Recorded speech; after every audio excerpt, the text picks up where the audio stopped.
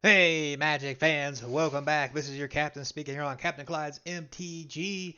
We are back for the final day wrap up of all the spoilers from Doctor Who. Plenty of reprints, plenty of cool new stuff. So let's get into it. But before we do, don't forget comment, like, subscribe, help keep the channel sponsor free. Because last thing I want to talk to you guys about is Rogaine meal prep or God knows what else. OnlyFans. Oh, let's hope we don't go there. Anyway, so, a lot to go over. Let's get into it as we wrap up this spoiler season. So, we're going to start with our plain chase cards. We have the Garden of Tranquil Repose. Suspended animation. Whenever a creature dies, you exile it. Its controller scries one. Ooh. Whenever chaos ensues, create X 3/3 black Dalek artifact creature tokens with menace, where X is 1 plus the number of cards exiled with this card. That can get out of hand really quick. Next, we have the Cheetah Planet. When you planeswalk to the Cheetah Planet and at the beginning of your upkeep, put 2+1/+1 counters on target non-cat creature you control. It becomes a cat in addition to other types. Whenever chaos ensues, all cats gain provoke until end of turn. When a cat attacks, its controller may have target creature defending player controls untap and block it. Interesting. Next, we have Spectrox Mines. Whenever you planeswalk to the Spectrox Mines and at the beginning of your upkeep, you lose 3 life and create a treasure token. That sounds awful. With Chaos, you can create a food token and a 2/2 black human rogue creature token. Still sounds awful. I don't like that one. Next, we have Coal Hill School. Whenever a player casts a historic spell, that player draws a card. Wow, artifacts, legendary sagas are historic. This got some spice. When chaos ensues, return target historic card from your graveyard to your hand. This is all upside unless you're not playing these kind of cards. Still amazing. All right, next we have the Pyramid of Mars. When you planeswalk to the Pyramid of Mars and at the beginning of your upkeep, surveil 2. Not terrible. Whenever chaos ensues, return target creature card from your graveyard to the battlefield. Ooh god. That gets out of hand quick. Yeah. Next we have the Cave of Skulls. So it's on planet Earth. Each creature card in your graveyard has Scavenge. The Scavenge cost is equal to the mana cost. If you don't know, you exile the card, put that many +1/+1 counters equal to the card's power on a target creature. Only usable as a sorcery. When chaos ensues, create 2 1/1 white warrior creature tokens. It's okay, I guess.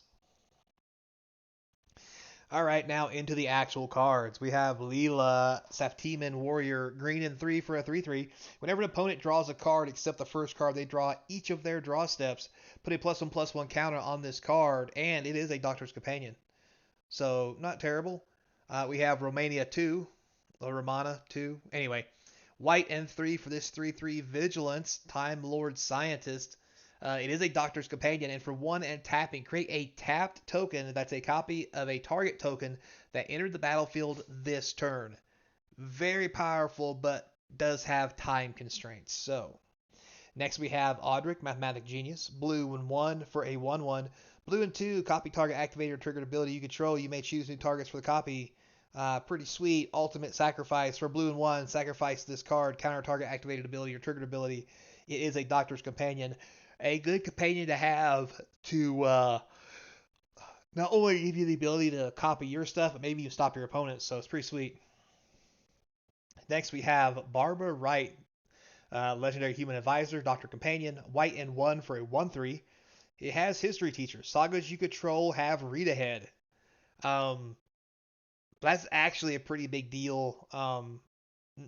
If all sagas had read ahead, you literally could pick what you wanted instead of having to wait for a saga to fire off and give people time to deal with it. So for me, this card here seems really big in a saga style deck. Um, and being a Doctor's Companion, I mean, it looks like they're making a lot of different Doctor decks that can just play all these different cool archetypes. So I do like it. Next, we have Ian Chesterton, white and 2 Doctor Companion for a 2/3. Each saga spell you cast has Replicate. That's disgusting. The Replicate cost is equal to the mana cost. You don't know. you can copy it for every time that you replicate it, and the new permanents enter the battlefield as tokens. So if you play a 1-mana Saga, not that they do exist, but if you play a 1-mana Saga and you replicate twice and play 3 mana, you get 3 of that Saga. So yeah, that's got tons of things going on with it. We have Nissa of Traken, blue and 3 for a 3/4. You have no max hand size. It has Sonic Booster. Whenever it attacks, you sacrifice X artifacts. When you sacrifice one or more artifacts this way, tap up to X target creatures and draw X cards.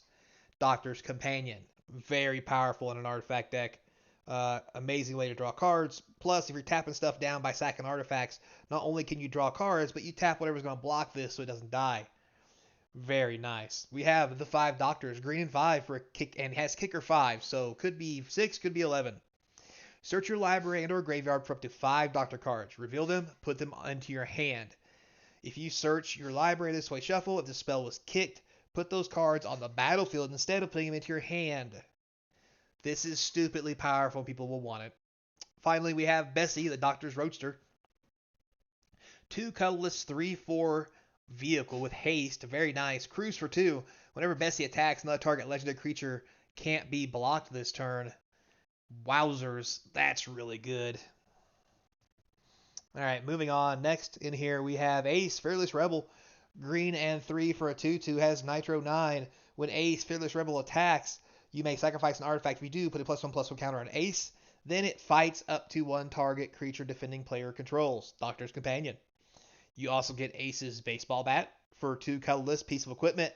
You equip a creature, gets +3/+0. As long as the equipped creature is attacking, it has first strike and must be blocked by a Dalek if able. Cool. And it equips the legendaries for 1, everything else for 3. Pretty good bat, to be honest. Next we have the 500-Year Diary. Blue and 3. 500-Year Diary enters the battlefield tapped. It is a mana rock for 1 blue for each clue you control. 2, sacrifice 500-Year Diary, draw a card because it is a clue. Very good in a clue deck, almost like a Tolarian Academy. So we're going to have to wait and see how this plays out. But I see this card being very good because it's very easy to get clues on the board. I'm just saying, lots of things generate clues these days. And it could make this really busted. So, next we have the Sea of Devils, a green and 2. A saga with 3 chapters. On 1 and 2, you create a 2/2 green alien salamander, creature token with island walk. Okay. And on 3, until end of turn, whenever a salamander deals combat damage to a player, it deals that much damage to target creature that player controls. Not the best, but 3 mana for 2 2/2s that has the ability to deal damage to creatures is actually really good. So I do like that card. Not too bad. Next we have Alistar, the Brigadier. Blue, green, white, and 1 for a 3/3. Legendary creature, human soldier. Whenever you cast a historic spell, create a 1/1 white soldier creature token. So that's pretty out there. Whenever Alistar attacks, you may pay 8 colorless. If you do, creatures you control get +X to end of turn, where X is the number of historic permanents you control. I mean, that's fine and all, but like, that sounds like a win more to me. Because it's also not giving trample. So, I mean, if you have that many artifacts, legendaries, sagas on the battlefield, you're probably already in a pretty good position. But anyway, we have Vestrin, the Metropia leader. If I've probably butchered that name. But anyway, white, 2 green, and X for a 0/0 flyer. It enters the battlefield with X +1/+1 counters on it. When it enters the battlefield, you create X 1/1 green and white alien insect creature tokens with flying. Whenever you attack with 1 or more insects, play a +1/+1 counter on each of them. This is a army in the can and will definitely be good. 5 mana will only get you a 2/2, but you also get 2 more 1/1s, and when you attack with everything, everything gets 1 bigger. Because it says, whenever you attack with 1 or more insects, this is also an insect. You put a counter on each of them, so this gets a counter as well. So for 5 mana, well, let's do easy math. 4 mana, which means you only put 1 into X. You get a 1/1 and a 1/1. You attack, you get 2 2/2s. That's already at value for what you pay, 4 mana for 2, but you have 2/2 flyers. Then they become 3/3, and then they become yada yada yada. So this has great possibilities early game and late game. So yeah, good card. Next we have Sergeant John Benton, white, green, and 1 for a 2/4 with trample haste. Whenever he deals combat damage to a player, you and that player each draw that many cards. Okay, so this is definitely a group hug deck, because if someone's going to punch me in the face for 2, I'm going to let them if I get to draw 2 cards off of it. The only bad thing is they also get 2 cards for free, but that's just what Sergeant John does. So then we have Dugan, the private detective, blue, green, and 2. His power and toughness are each equal to the number of cards in your hand, so he could be large, he could be small. When he enters the battlefield or attacks, you investigate, so that's pretty cool. Let you get cards to draw with. For a green colorless and tapping, Dugan deals damage equal to twice its power to another target creature. Activate only once. That is interesting. So it's not a sorcery, so you do it at the end of somebody's turn, but you can only do it once during the game or while this card's in play. But I mean, blue-green don't have a lot of removal, and this is removal on a creature that can be rather large, so pretty good. Next here we have Traverse Eternity, 2 blue and 2. Draw cards equal to the highest mana value among historic permanents you control. This can get you a lot of cards. Good draw spell, definitely geared toward historic saga decks. Next we have Banish to Another Universe, white and 4. Enchantment Affinity for historic permanents. There's a lot of historic stuff going on here.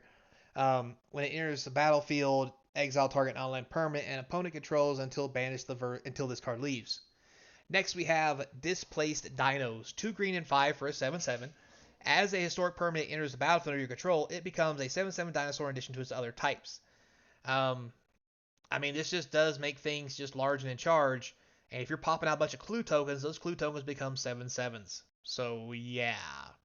And then we have a sweet reprint of Explore with a great picture from Doctor Who there. Lets you draw an extra card and play an extra land. So good reprint there. Next we have the reprint of Return to Dust, 2 white and 2. Exile target artifact or enchantment. If you cast a spell during your main phase, exile up to 1 other target artifact enchantment. There's also a 3 visits reprint, which is also sweet, green and 1. Search your library for a forest card, put it in the battlefield, then shuffle. We have Historic Intervention reprint. Green 1, everything gets hexproof and indestructible. We have Day of Destiny. White and 3 legendary creatures you control get +2/+2. So, I believe that's a reprint as well, but the card didn't get very much play, so I can't remember if it really was a reprint. Next, we have a reprint for, I think, Hero's Blade, if I'm correct. 2 for an uncommon. Equipped creature gets +3/+2. Equips for 4. Whenever a legendary creature enters the battlefield under your control, you may just attach this to it. Hero's Podium. I think this is a card that got a reprint. 5 colorless legendary artifact. Each legendary creature you control gets +1/+1 for each other legendary creature you control. X. Tap it. Look at top X cards in your library. You may reveal a legendary creature from among them. Put it in your hand. Rest on the bottom of the random order. We have a reprint of Time Wipe. The blue 2 white and 2 wrath that lets you pick up 1 creature before destroying everything. Great art on it.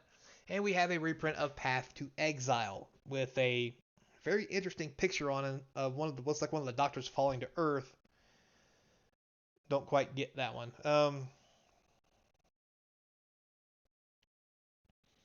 I mean, I get what it's kind of saying, but I don't understand why he's falling to Earth. I would think maybe this might be a little cooler for me if it was during one of the regeneration scenes. I don't know. Anyway, moving on. Next here we have a Swords to Plowshares reprint, which is a very interesting picture of people shaking hands. Okay. We have Horizon Canopy reprint, very nice. Celestial Colonnade preprint, very pretty on that one, and an Overgrown Farmland. So we're getting into some good reprints now from a lot of the sets, mainly a lot of the lands. Seaside Citadel reprint, Fortified Village, Sungrass Period, great reprint there. Shadow Grove, your basic commander card reprints in the decks. Temple of Plenty, Canopy Vista, sorry. Ash Barrens reprint, Thriving Isle, several thriving lands in here. Here's 2 more. So it is what it is. All right, back into some actual new cards. We have Clockwork Droid, 2 colorless for a 3/1. You may exert Clockwork Droid as it attacks. When you do, it can't be blocked this turn. You scry 1. Wow, I haven't had exert forever. In case you didn't know, that means it doesn't untap during your next untap step. Anyway, we have Cycrox Commander, red, black, and 2 for a 4/2 first strike and haste. Interesting. It also has, when it enters the battlefield, each opponent faces a villainous choice. That opponent discards all cards in their hand, then draws that many cards -1, or the commander deals damage to that player equal to the number of cards in their hand. I don't know if I like that or not. I mean, I don't know if I want to give my opponent the chance to ditch his whole hand and draw all new ones -1. I mean, I guess it has its time, but we'll wait. We'll have to see how.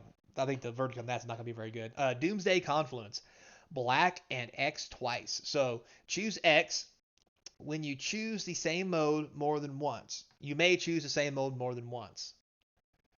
Okay, so for 3 mana you get 1 choice. For 5 mana you get 2. For 7 you get 3. All right. Each player sacrifices a non-artifact creature.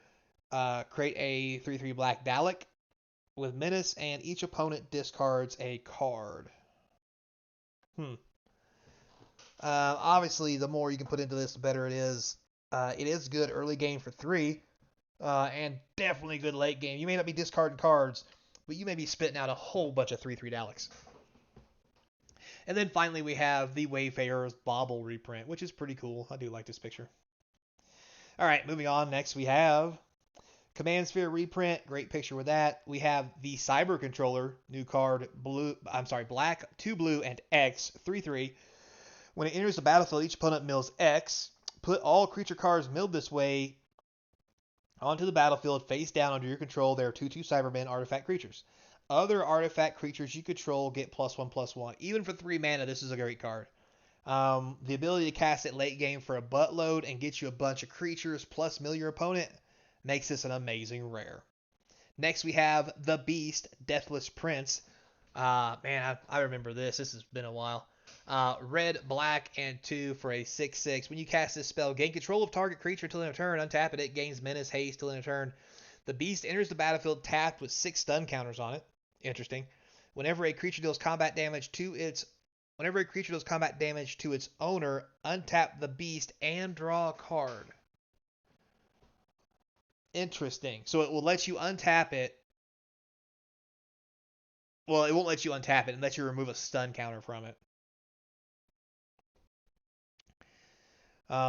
But I mean, for 4 mana, if you get the stun counters off this thing and it's untapping every turn and you're drawing a card, this is disgusting. I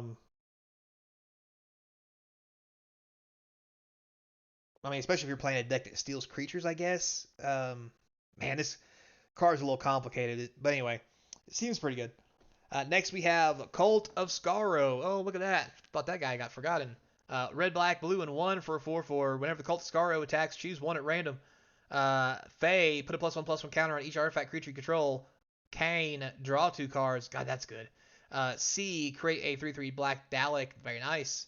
And fast, each opponent loses 4 life. Wow, this is a powerful, powerful commander. Or part of Andy 99. This is gonna see some play. This just does too much not to do something. Yeah, very powerful. All right, next we have Cyber Conversion. This is probably, and the reason I put this separately, one of the best blue removal spells in the game that blue has access to, other than Pongify, which turns things into a 3/3 frog. This, for 2 blue, will turn target creature face down into a 2/2 Cyberman artifact creature token. That's just absurd. It makes it so good to have instant 2 blue removal to go along with Pongify.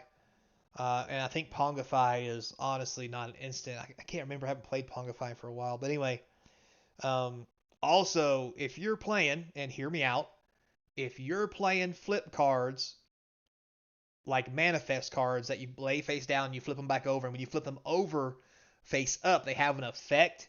You can use this to flip them down and then flip them back up again because they're face down, right? So this may have several different things that make it very good as offense for yourself against the opponent or defense against the opponent's best creatures. So I like this a lot. Okay, next we have a Feed the Swarm reprint. Very nice art. I like it a lot. Probably one of the best black removal spells because you can finally get enchantments with it. Simulacrum reprint. I love the picture of the. This is funny to the point that it's cool. That's just me. So anyway, moving on.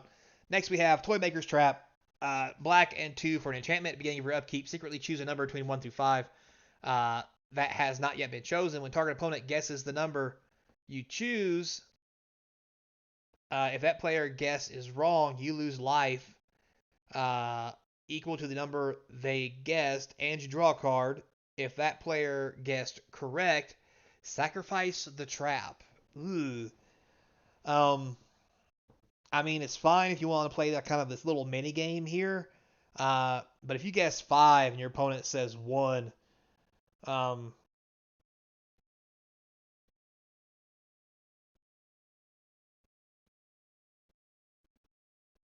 mean, Jesus. I I'm not sure how I feel about this card. I think it's too much hassle to play. But anyway, next we have This Is the End. Black and 3 instant. Target creature's owner shuffles it into the library. Then that player faces a villainous choice. They either lose 5 life or they shuffle another creature they control into their library.